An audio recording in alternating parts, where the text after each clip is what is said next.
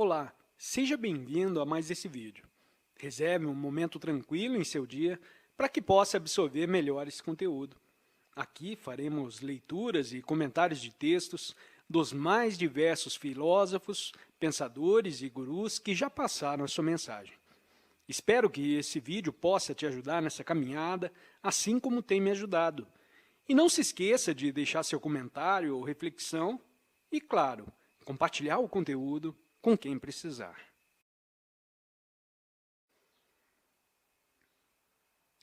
Uma história chinesa fala de um sujeito que foi ver um grande sábio dizendo: "Eu não tenho paz de espírito. Por favor, pacifique minha mente." E o sábio respondeu: "Apresente sua mente, seu eu para mim, e eu a pacificarei. Durante todos esses anos..." O outro respondeu: "Busquei minha mente, mas não consigo encontrá-la." E o sábio concluiu: "Pois é, lá que ela está em paz." A razão pela qual a vida humana pode ser tão fundamentalmente exasperadora e frustrante não é a existência de fatos chamados morte, dor, medo ou fome. A loucura é que, quando esses fatos estão presentes, nós andamos em círculos, zumbimos, nos contorcemos e rodopiamos, tentando tirar o eu da experiência. Fazemos como se fôssemos amebas e tentamos nos proteger da vida, nos separando em dois. Sanidade, completude e integração jazem na compreensão de que não somos divididos, que o ser humano e sua experiência presente são um só e que nenhum eu separado e nenhuma mente separada podem ser encontrados. Enquanto a noção de que estou separado da minha experiência continua, o resultado é confusão e tumulto. Por causa disso, não há consciência nem compreensão da experiência. Portanto, não há possibilidade real de assimilá-la. Para entender esse momento, devo tentar não me separar dele. Devo estar consciente dele com todo o meu ser. Isso como se eu me contivesse de segurar a respiração por 10 minutos. Não é algo que eu deva fazer. Na verdade, é a única coisa que posso fazer. Tudo mais é a insanidade de tentar o impossível. Para entender música, é preciso ouvir. Mas enquanto você estiver pensando, eu estou ouvindo essa música, você não está ouvindo. Para entender alegria ou medo, é preciso estar consciente da alegria e do medo de um jeito completo e indivisível. Enquanto você permanecer teimando em nomeá-los e dizendo "eu estou feliz" ou "eu estou com medo", você não está consciente. Medo, dor, tristeza e tédio vão continuar sendo problemas se não os entendermos. E entender demanda uma mente una e indivisa.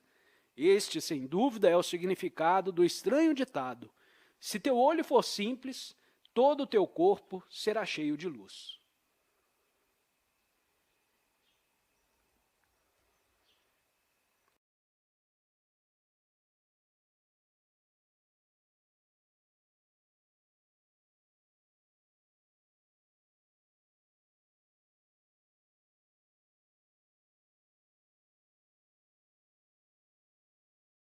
Olá, seja bem-vindo a mais esse vídeo. Reserve um momento tranquilo em seu dia para que possa absorver melhor esse conteúdo. Aqui faremos leituras e comentários de textos dos mais diversos filósofos, pensadores e gurus que já passaram a sua mensagem. Espero que esse vídeo possa te ajudar nessa caminhada, assim como tem me ajudado. E não se esqueça de deixar seu comentário ou reflexão e, claro, compartilhar o conteúdo com quem precisar.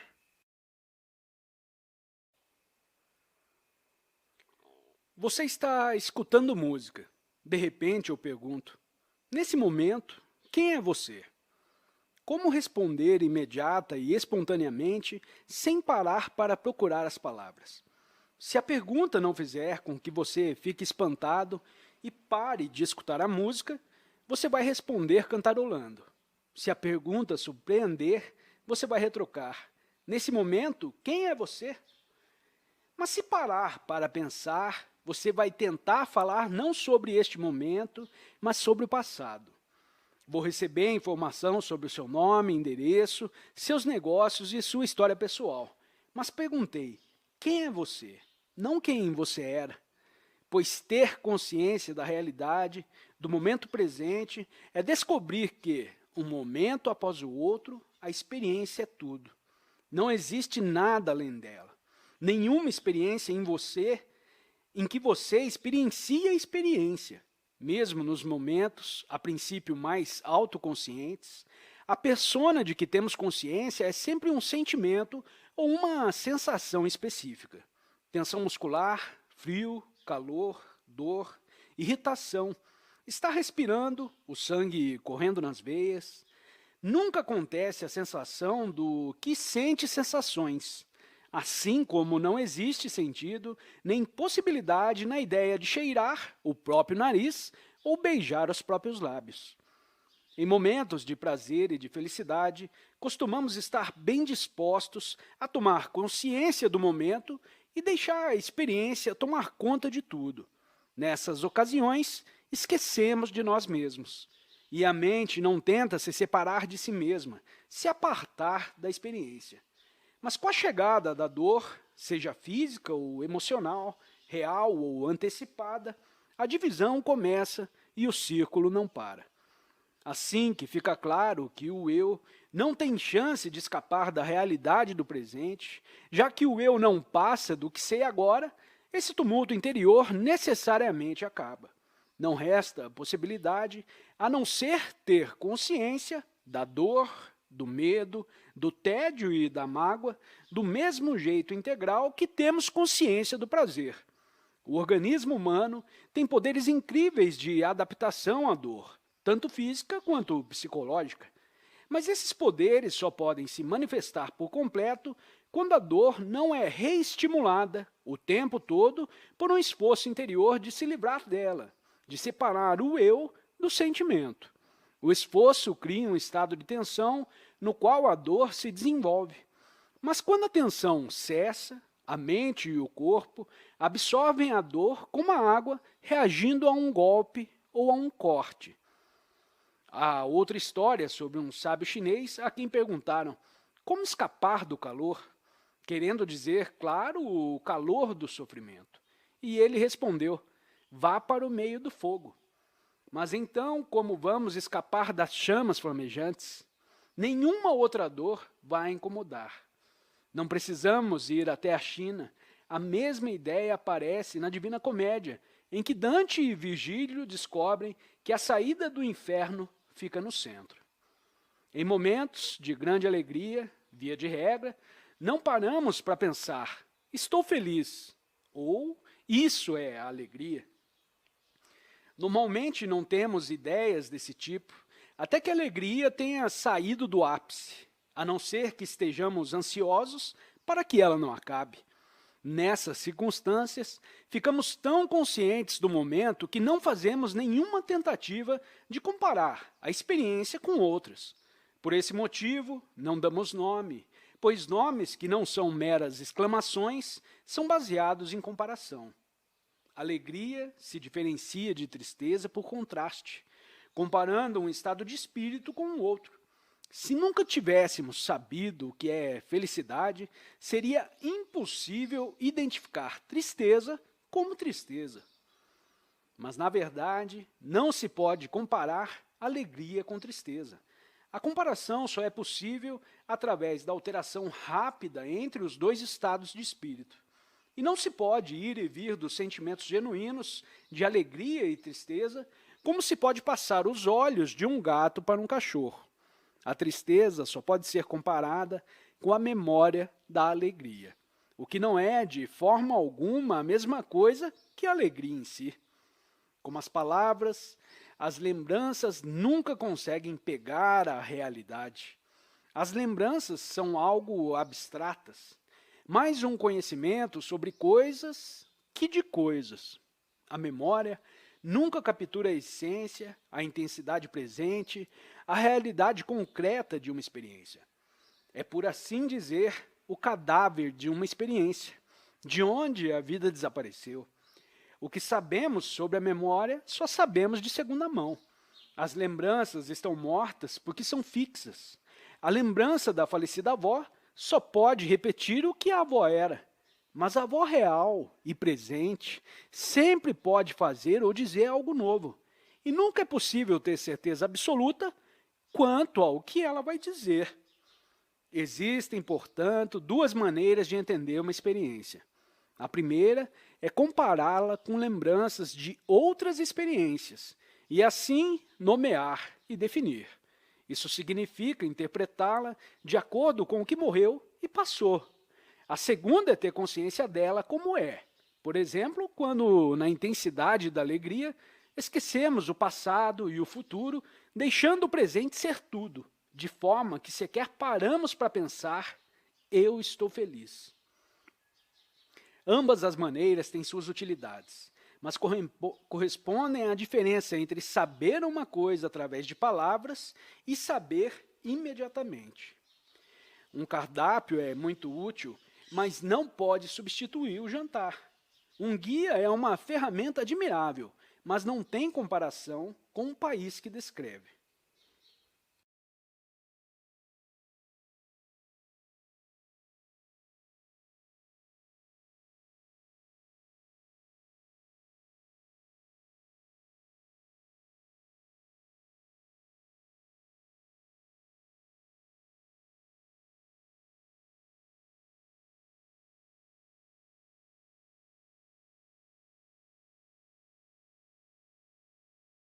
Olá, seja bem-vindo a mais esse vídeo. Reserve um momento tranquilo em seu dia para que possa absorver melhor esse conteúdo. Aqui faremos leituras e comentários de textos dos mais diversos filósofos, pensadores e gurus que já passaram a sua mensagem. Espero que esse vídeo possa te ajudar nessa caminhada, assim como tem me ajudado. E não se esqueça de deixar seu comentário ou reflexão e, claro, compartilhar o conteúdo com quem precisar.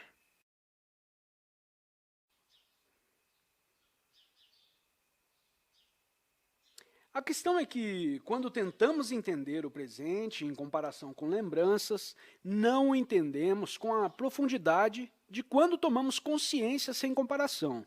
No entanto, essa é a forma como geralmente abordamos experiências desagradáveis.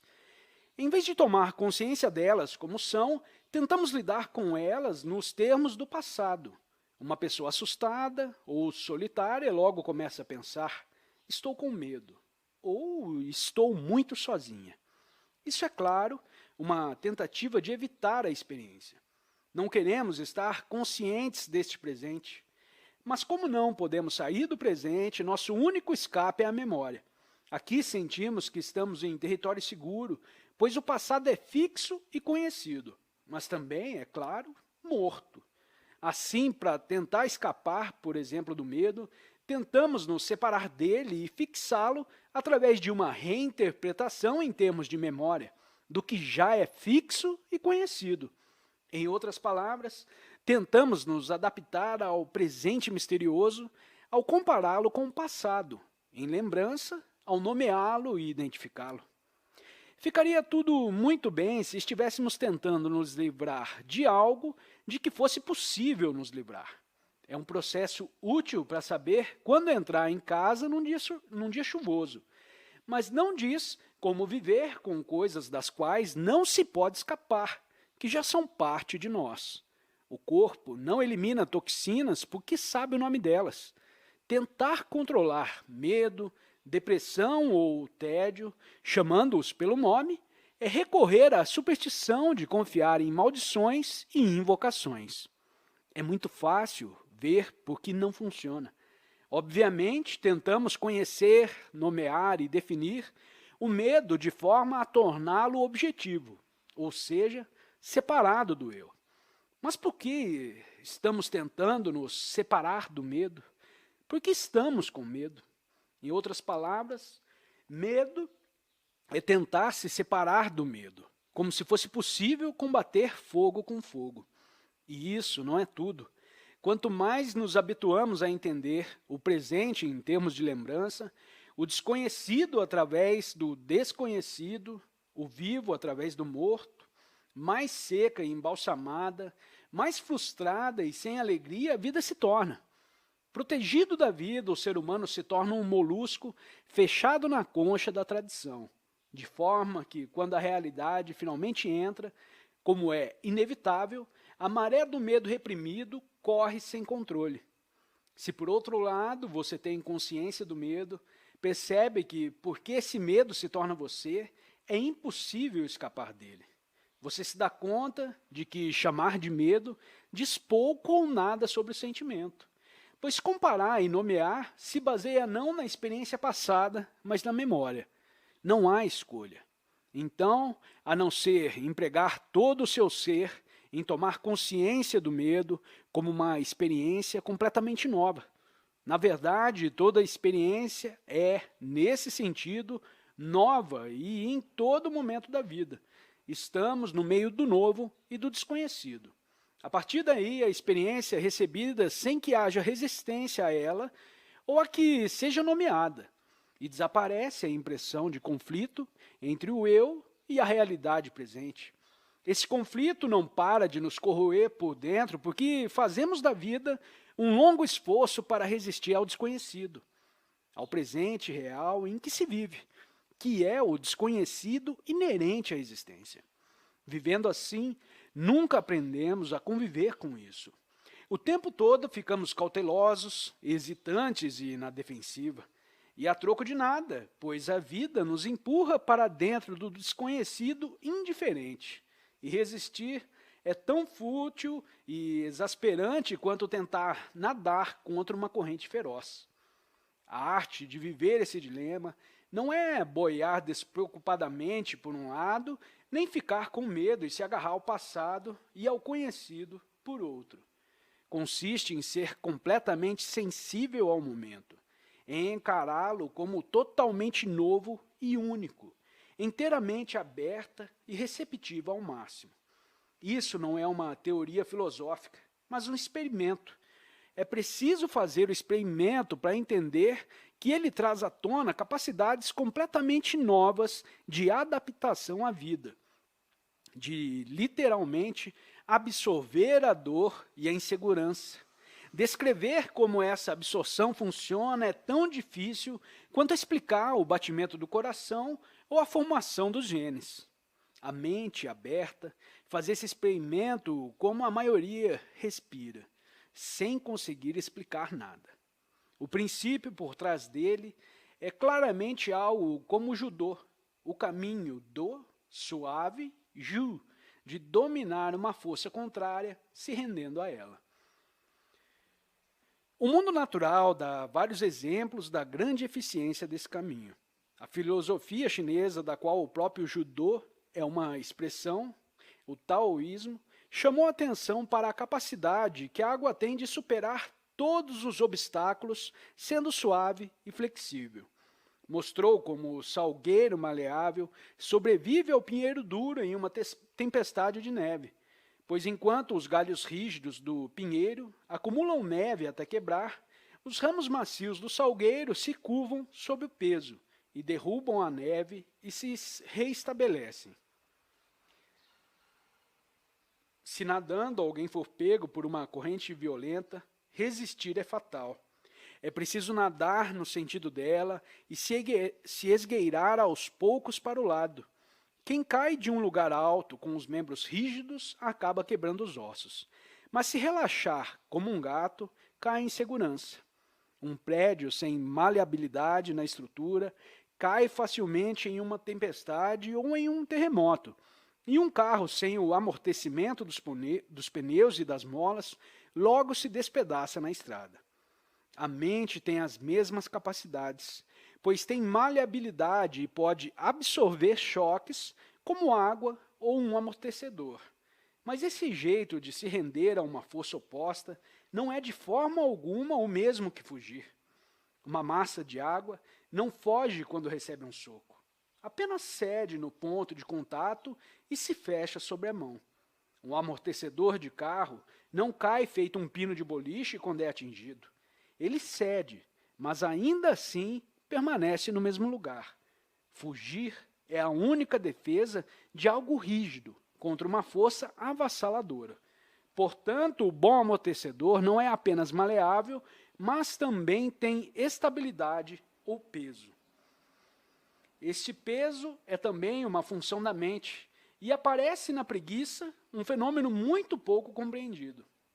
É significativo que gente nervosa e frustrada esteja sempre ocupada, mesmo no ócio, e esse ócio é a preguiça, do medo e não do descanso. Mas o sistema mente e corpo conserva e acumula energia. Para fazer isso, ser preguiçoso é adequado. Depois que a energia é armazenada, é bom se movimentar, mas com destreza, no caminho de menor resistência. Portanto, a preguiça não é apenas necessária, mas é a mãe da invenção. Podemos observar os momentos vagarosos, pesados de um trabalhador habilidoso envolvido em uma tarefa difícil, e até para ir contra a gravidade. O bom alpinista usa a gravidade dando passos largos, lentos e pesados. Ele parece usar a inclinação do jeito como um barco usa o vento.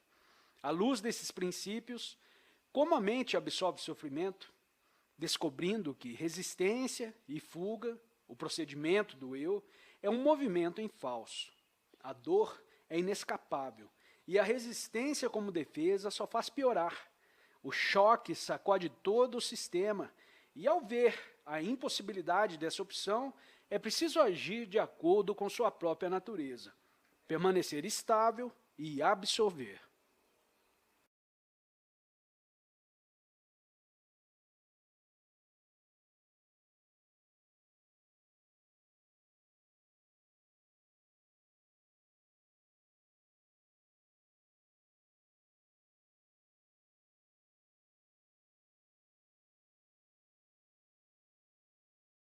Olá, seja bem-vindo a mais esse vídeo. Reserve um momento tranquilo em seu dia para que possa absorver melhor esse conteúdo. Aqui faremos leituras e comentários de textos dos mais diversos filósofos, pensadores e gurus que já passaram a sua mensagem. Espero que esse vídeo possa te ajudar nessa caminhada, assim como tem me ajudado. E não se esqueça de deixar seu comentário ou reflexão e, claro, compartilhar o conteúdo com quem precisar.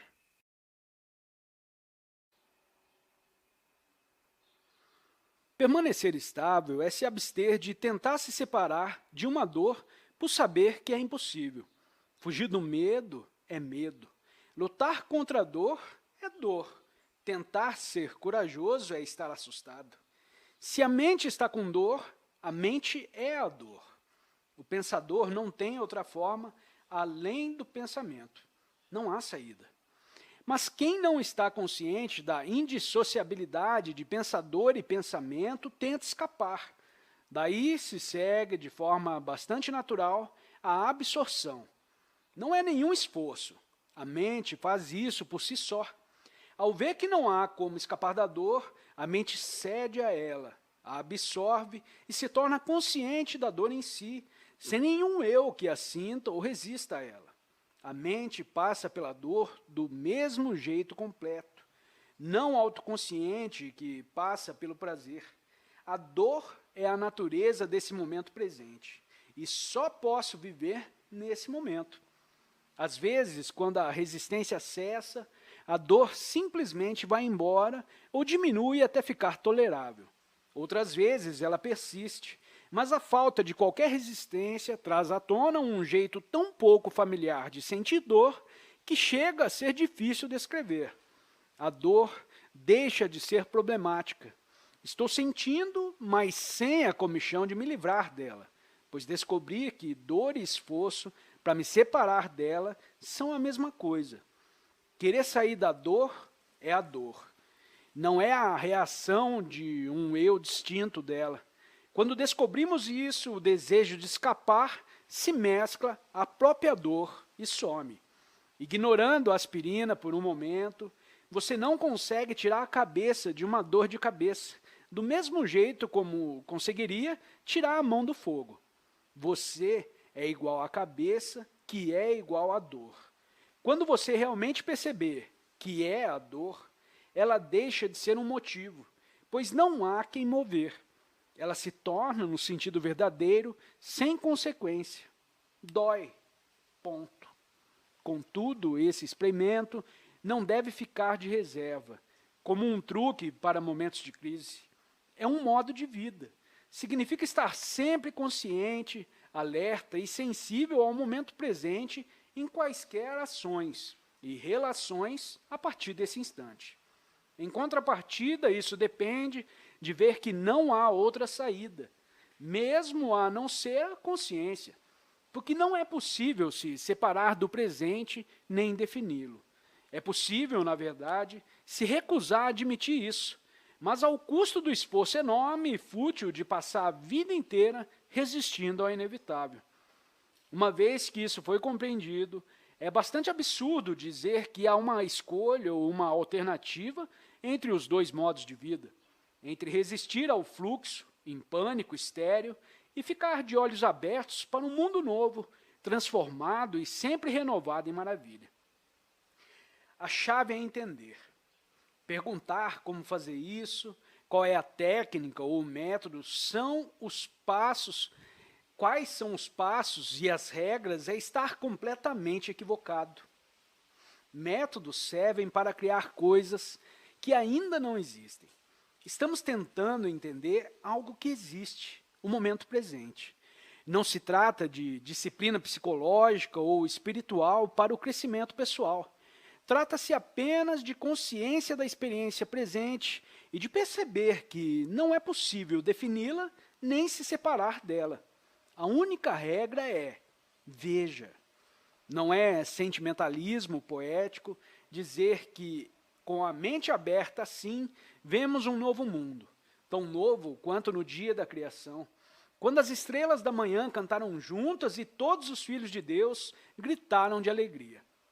Tentando entender tudo em termos de memória, passado e palavras, passamos a maior parte da vida, por assim dizer, com a cara enfiada no guia, sem nunca ter olhado para a paisagem. A crítica de Whitehead, a educação tradicional, pode ser aplicada ao nosso modo de viver. A rotina escolar é exclusivamente livresca. No Jardim do Éden, Adão viu os animais antes de dar nome a eles. No sistema tradicional, as crianças deram um nome aos animais antes de tê-los visto.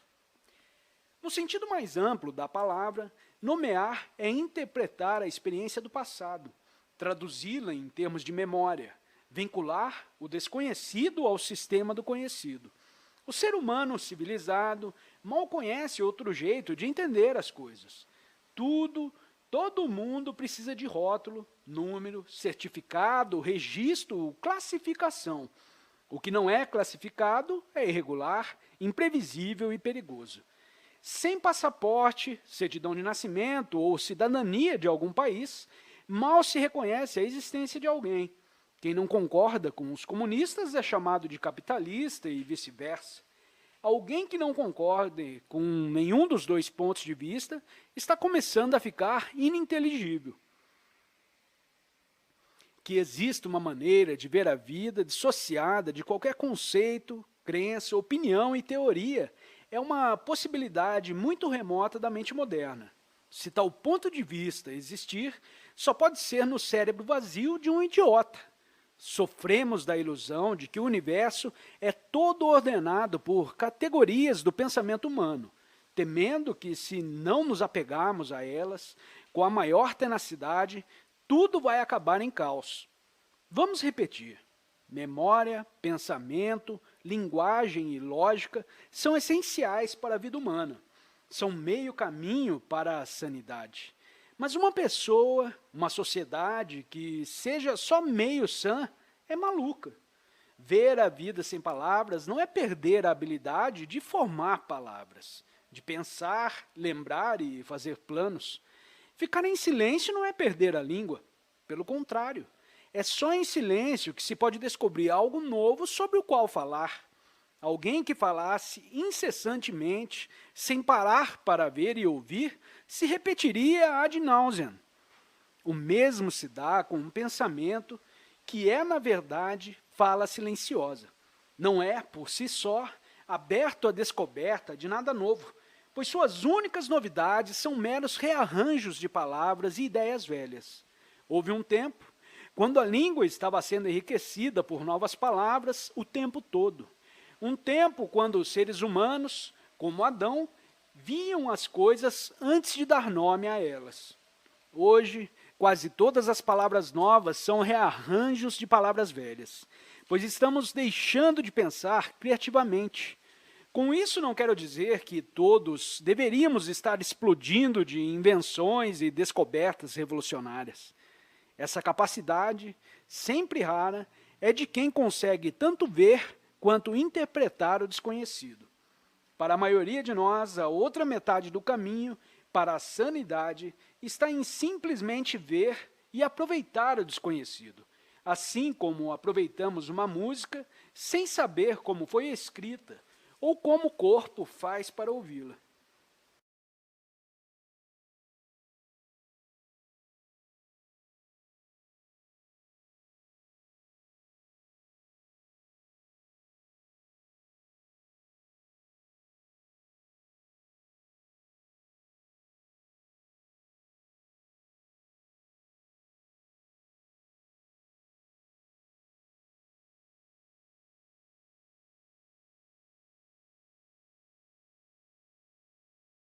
Olá, seja bem-vindo a mais esse vídeo. Reserve um momento tranquilo em seu dia para que possa absorver melhor esse conteúdo. Aqui faremos leituras e comentários de textos dos mais diversos filósofos, pensadores e gurus que já passaram a sua mensagem. Espero que esse vídeo possa te ajudar nessa caminhada, assim como tem me ajudado. E não se esqueça de deixar seu comentário ou reflexão e, claro, compartilhar o conteúdo com quem precisar. Sem dúvida, o pensador revolucionário precisa ir além do pensamento. Ele sabe que quase todas as melhores ideias vêm quando o pensamento para. Talvez batalhe muito para entender um problema em termos de velhos jeitos de pensar, descobrindo depois que isso é impossível. Mas quando o pensamento para, por causa da exaustão, a mente se abre para ver o problema como ele é, não como é verbalizado e o entende de imediato. Ir além do pensamento, porém, não é exclusividade dos gênios. Está disponível a todos nós, desde que o mistério da vida não seja um problema a ser resolvido, mas uma realidade a ser vivida. Muitos têm o dom da visão, mas poucos são profetas. Muitos podem ouvir música, mas poucos conseguem tocar e compor. Mas não é possível sequer ouvir, caso alguém só escute em termos do passado. Como captar uma sinfonia de Mozart com os ouvidos afinados apenas para a música de tambores? Vai ser possível pegar o ritmo, mas quase nada da harmonia e da melodia. Em outras palavras, não vamos conseguir descobrir um elemento essencial da música para poder escutar, quanto mais escrever uma sinfonia. Os seres humanos precisaram descobrir novos sons. As vibrações de corda de tripa, os ruídos do ar em um tubo e o zumbido do arame dedilhado. Precisaram descobrir o mundo da tonalidade como algo completamente diferente de vibração. Se só consigo pensar em vibração, não posso apreciar a tonalidade. Se só vejo pintura como um jeito de fazer fotografias coloridas sem uma câmera, não vou ver nada além de inépcia em uma paisagem chinesa. Não aprendemos nada muito importante que possa ser explicado por completo em termos de experiência passada. Se fosse possível entender tudo em termos do que já sabemos, poderíamos transmitir a sensação de cor para um cego, sensação de cor para um cego, com nada além de som, gosto, tato e cheiro. Se isso é verdade em relação às várias artes e ciências, é 1000 vezes mais quando tentamos entender a vida em um sentido mais amplo e queremos ter algum conhecimento da realidade definitiva, ou Deus. Sem dúvida, é absurdo buscar por Deus em termos de uma ideia pré-concebida do que Deus seja. Tal busca só encontra o que já sabíamos. Eis porque é tão difícil nos enganarmos e acreditarmos em todas as formas sobrenaturais de experiências e visões. Acreditar em Deus e procurar pelo Deus em que você acredita não passa de buscar a confirmação de uma opinião. Indagar uma relação da vontade de Deus e colocá-la à prova, tomando seus padrões morais preconcebidos como referência, é zombar do que significa indagação. Buscar Deus desse jeito não passa de pedir o aval de uma autoridade e de uma certeza absoluta, para o que você já acreditava, uma garantia de que o desconhecido e o futuro vão ser uma continuação do que você quer conservar do passado, uma fortaleza melhor e maior para o eu. Ein Festburg. Se só estamos abertos a descobertas que estejam de acordo com o que já sabemos, é melhor sermos fechados. É por isso que as conquistas maravilhosas da ciência e da tecnologia são de pouca utilidade real para nós. É em vão que podemos prever e controlar o rumo dos eventos no futuro, a não ser que saibamos como viver no presente. É em vão que médicos prolonguem a vida se vamos passar esse tempo extra ansiosos por viver ainda mais. É em vão que engenheiros inventem meios mais fáceis e rápidos de transporte, se as paisagens que vemos são organizadas e compreendidas em termos de velhos preconceitos. É em vão que conseguimos o poder do átomo se vamos só manter o hábito rotineiro de explodir gente. Ferramentas como essas, assim como as ferramentas da língua e do pensamento, só são realmente úteis para os seres humanos se eles estiverem despertos, não perdidos na terra dos sonhos, do passado e do futuro, mas em contato próximo com o ponto da experiência em que só a realidade pode ser descoberta. Esse momento, aqui a vida está viva, vibrante, vívida e presente, contendo profundidades que mal começamos a explorar. Mas para ver e entender isso, a mente não pode estar dividida entre o eu e esta experiência. O momento precisa ser o que sempre é, tudo o que você é e tudo o que você sabe. Nesta casa não há lugar para você e para mim.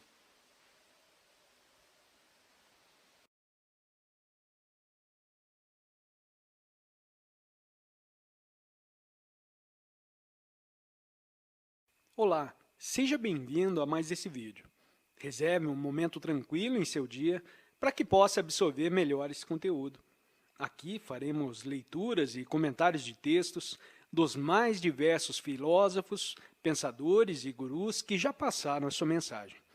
Espero que esse vídeo possa te ajudar nessa caminhada, assim como tem me ajudado. E não se esqueça de deixar seu comentário ou reflexão e, claro, compartilhar o conteúdo com quem precisar.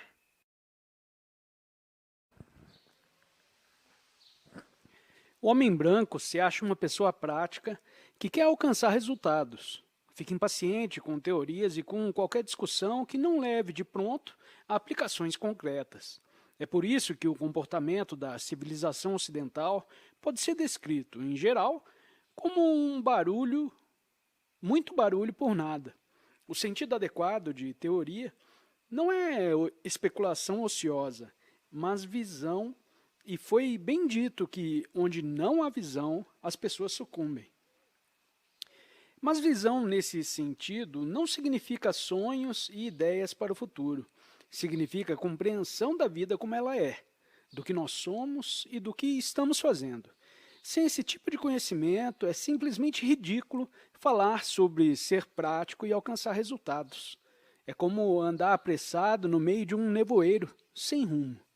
Não sabemos para onde vamos nem quais resultados queremos de verdade. Para mentes que pensam assim, o que discutimos até aqui pode parecer teórico demais. Tudo bem com essas ideias, mas elas funcionam? Preciso perguntar, o que você entende por funcionar? A palavra funcional de uma filosofia costuma ser se ela faz as pessoas melhores e mais felizes, se resulta em paz, cooperação e prosperidade. Contudo, esse critério não tem sentido e é desprovido de compreensão teórica. O que você entende por felicidade? As pessoas melhores são melhores em quê? Em que vão cooperar? O que se faz com paz e prosperidade? A resposta para essas perguntas depende inteiramente do que somos e do que queremos de verdade agora. Por exemplo, se queremos de uma vez só paz e isolamento, irmandade e segurança para o eu, felicidade e permanência, nossos quereres são contraditórios. Os resultados, por mais práticos que possamos ser para alcançá-los, vão ser novas contradições. É a velha história de querer comer o bolo e ficar com ele, para o qual a única conclusão possível é pôr o bolo no estômago e deixar lá até ter uma indigestão violenta. Se vamos ser nacionalistas e ter um Estado soberano, não podemos esperar a paz mundial. Se quisermos ter tudo pelo menor custo possível, não podemos esperar a melhor qualidade possível. E o equilíbrio entre os dois é a mediocridade. Se vamos defender um ideal superior de moralidade, não vamos conseguir evitar a hipocrisia.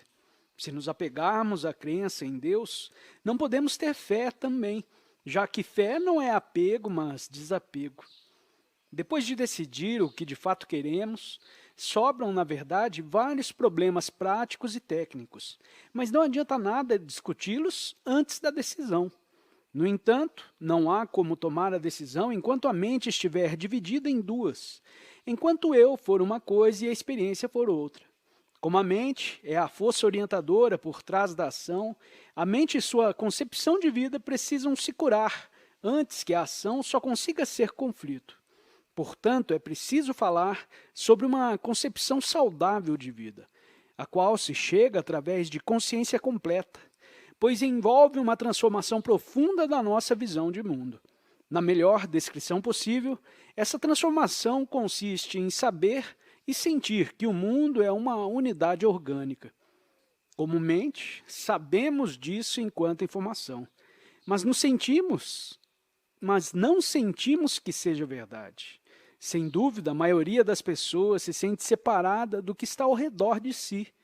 De um lado, o eu, do outro, o resto do universo. Não tenho raízes na terra como uma árvore. Sou independente e não preciso de muito espaço. Parece que eu sou o centro de tudo, mas me sinto desconectado e sozinho. Sinto o que acontece no meu próprio corpo, mas o que acontece nos outros só posso supor. Minha mente, consciente, deve ter raízes e origens nas profundezas mais incomensuráveis do ser. Ainda assim, tenho a sensação de que ela vive sozinha nesse crânio apertado. Contudo, a realidade física é que meu corpo só existe em relação com o universo e, de fato, estou tão ligado ao universo e sou tão dependente dele quanto uma folha é dependente de uma árvore. Sinto que estou desconectado só porque estou dividido dentro de mim, porque tento me separar dos meus próprios sentimentos e das minhas próprias sensações. Portanto, o que eu sinto parece alheio a mim.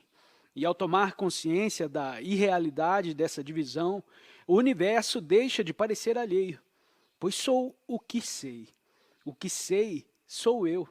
A sensação de uma casa do outro lado da rua ou de uma estrela no espaço sideral não é menos eu que uma coceira na sola do pé ou uma ideia na cabeça. Em outro sentido, também sou o que não sei. Não tenho consciência do meu próprio cérebro enquanto cérebro.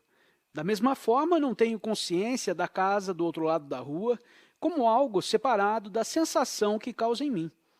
Conheço meu cérebro como pensamentos e sentimentos e conheço a casa como sensações. Do mesmo jeito e no mesmo sentido que não conheço meu próprio cérebro, nem a casa como uma coisa em si, não conheço os pensamentos particulares do seu cérebro. Mas o meu cérebro, que também sou eu, o seu cérebro e os pensamentos dentro dele, assim como a casa do outro lado da rua, são formas de um processo essencialmente emaranhado chamado mundo real.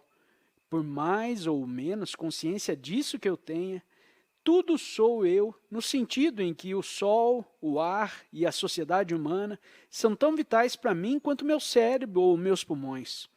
Se, portanto, esse cérebro é o meu cérebro, por mais inconsciente disso que eu esteja, o sol é o meu sol, o ar é o meu ar e a sociedade é a minha sociedade.